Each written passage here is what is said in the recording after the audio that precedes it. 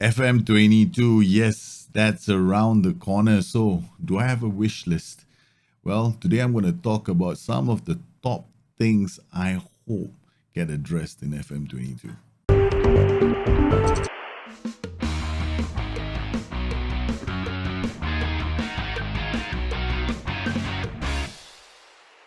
My name is Daljit. Welcome to the show. This is the channel where I do content on the game Football Manager. I also stream 3 times a week, Mondays, Wednesdays, and Fridays. That's on another channel called Daljit's Moments, and I hope you can join me there. On Wednesdays, I typically do something called Bring Your Tactics, and right now on Mondays and Fridays, I'm trying to wrap 2 of my long-term saves up before FM22 hits. On Mondays, I'm going to finish off my Nottingham Forest challenge, which has turned into a bit of a meh. We were supposed to emulate Brian Clough, but with us chasing for Champions League glory, we suffered two tragic incidents. The first, we had our mid-keeper, Pasinato, get injured. He was out for a few weeks. We had to use an under-22 keeper because, you know me, I didn't go and sign another keeper.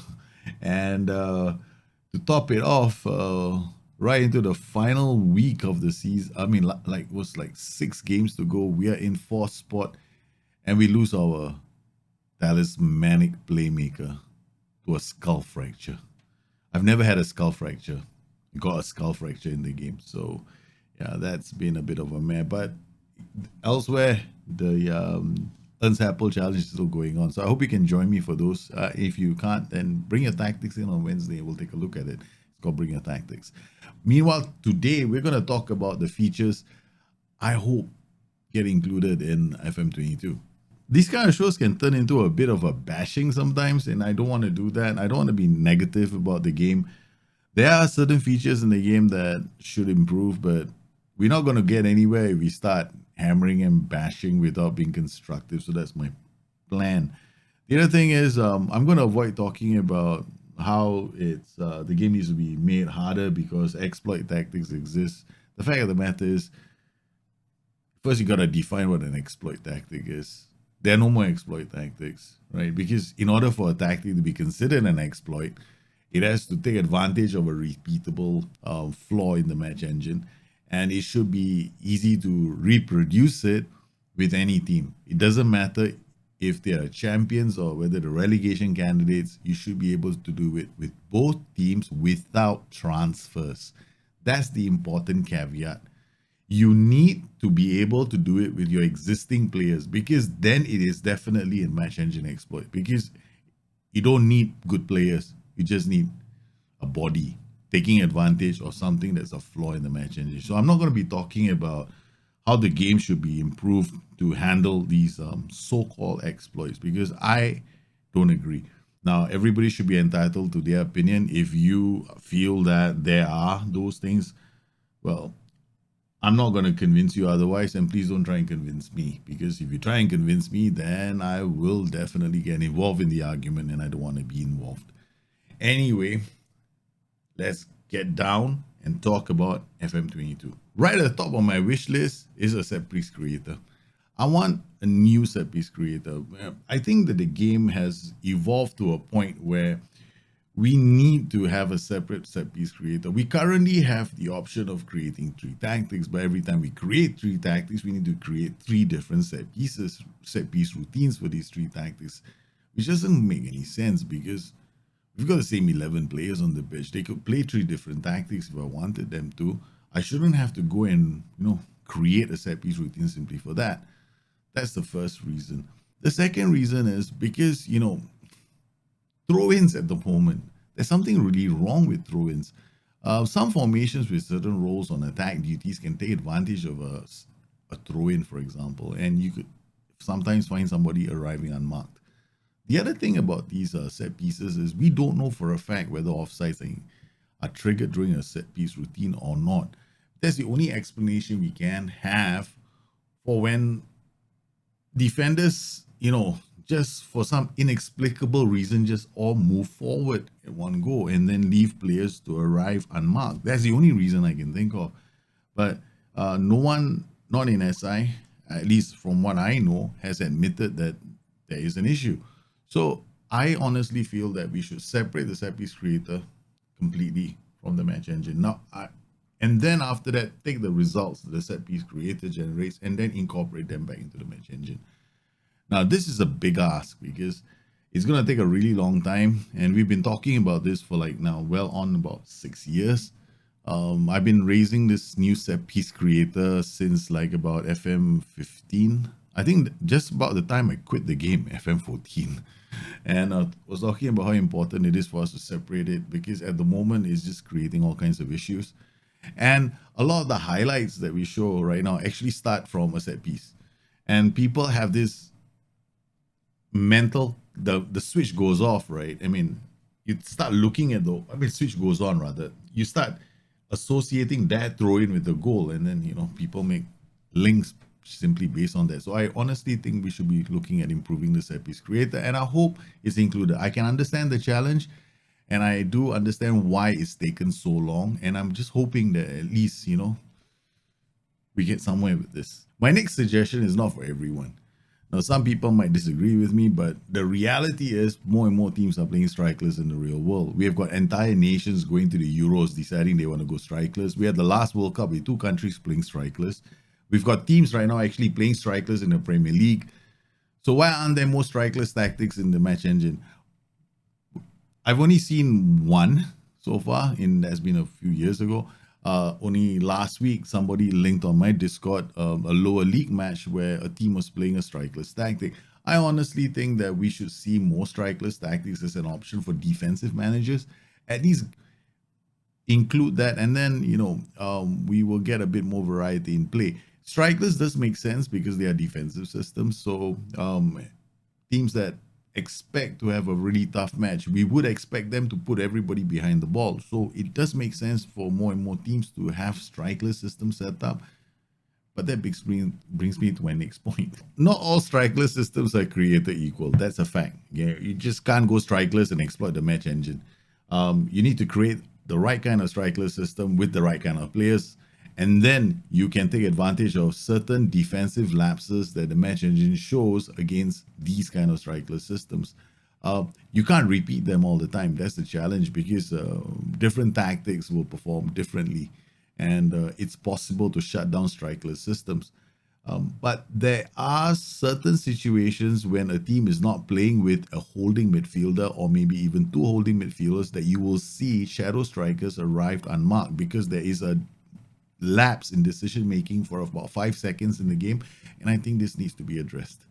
For FM22, I'm hoping we get new roles or reworked roles. Now, what I'm looking for is the target man playing in the AMC position. Now, we've seen teams actually employ a target man in the AMC tier, but we don't have that option in the match engine. I mean, we have to basically PI the living daylights of the AMC and then hope that players actually look at him to pass the ball. And then we've got to go to a keeper and tell him to distribute the target man, which is not ideal. But I hope that we actually get that role, AMC target man, and that can be included in FM22. Now, I'm hoping that in FM22, we finally get a chance to see the ball playing defender move up the pitch as a result of either a team instruction or a reworked role. Now, currently, we only have that kind of a role in the libero.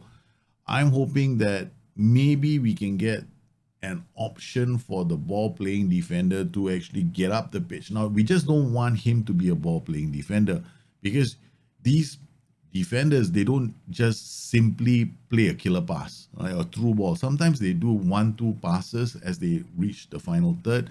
Sometimes they underlap, and by underlap, I mean I'm talking about them working with the fullback and the central defender, like very much how Sheffield United play with their central defenders. I'm hoping that we get this option in the game and we get to see defenders pushing up the pitch. Only last weekend when Leeds played Chelsea, you could see that if a team wanted to break down an opposition that was playing an aggressive man marking system the way Leeds did, the only real way is to make sure that your own team is as fluid as possible with more players moving between the lines. Liverpool scored the opening goal by having Joel Matip move between the lines. He ended up being in the final third and he played the pass that led to the first goal. he played one of the passes that led to the first goal. So I'm hoping to see this role being reworked and improved in FM22, so we get options like the pendulum effect that we want with a ball playing defender in a three-man back line when he shifts up the pitch, right? And then he delivers across much like an inverted winger or a winger. So the thing is, these are options that we don't get in the game. We don't see these roles perform that way we want them to because they only occur as a result of an accident. And I think that we should seriously look at improving these roles and how they perform in FM22. Draft mode. Now, draft mode is a very interesting feature of the game because if you haven't played the game before, it's also a fantastic way to learn the game because you can choose the managers you want to play against and they come with tactical systems, and you can, if you've got weakness against a 4-2-3-1, just pick 4 managers, go into a league match, and you've got 4 managers playing a 4-2-3-1 against you. Great way to learn the game. But we need to improve draft mode. Now, I'm not going to talk about diversions. I'm not going to talk about all the buggy things that happen in the game because we have bugs in the game. But naturally, I can't tell if it's based on a network issue, a person's PC could be the issue. There could be a lot of potential reasons why those exist. But let's talk about areas in the game of draft mode that can improve. We need more options. We need, for example, the option to set squad limits, maybe 20 or 25 or 22. Give us that option because at the moment when we don't get the option, and that means it's a different play style. Because the moment I go into the game, it's got a squad size of 25. The AI goes out there, spends all its money, but it looks for a balanced 25. And sometimes you don't need 25 players, you only need 20. So give us the option of setting a difficulty level for the AI as well. Because let's talk about basically 3 difficulty levels: a beginner's difficulty level where the AI decides, well, I'm going to give you a chance, I'm not going to go with the best players, and a ruthless setting as well. So that in a ruthless setting, the AI goes for the best players. It tries to get the best players. It plays what it thinks is the best system for its team. And that could be a phenomenal way to play, to introduce difficulty level for people. They could actually start playing draft mode as a way to improve their gameplay against a more ruthless AI. Give us the option as well to export the game to FM directly from draft mode. And OIs in draft mode, opposition instructions, you've got the full featured game having opposition instructions. And for some bizarre reason, draft mode doesn't have it. We know it exists because we see it on some skins, but it doesn't exist in the default skin, which doesn't make any sense.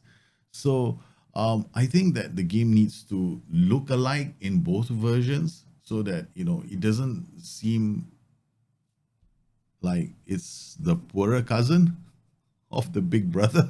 So please include opposition instructions in draft mode for FM22. So far, I've been talking about what I want. What about you?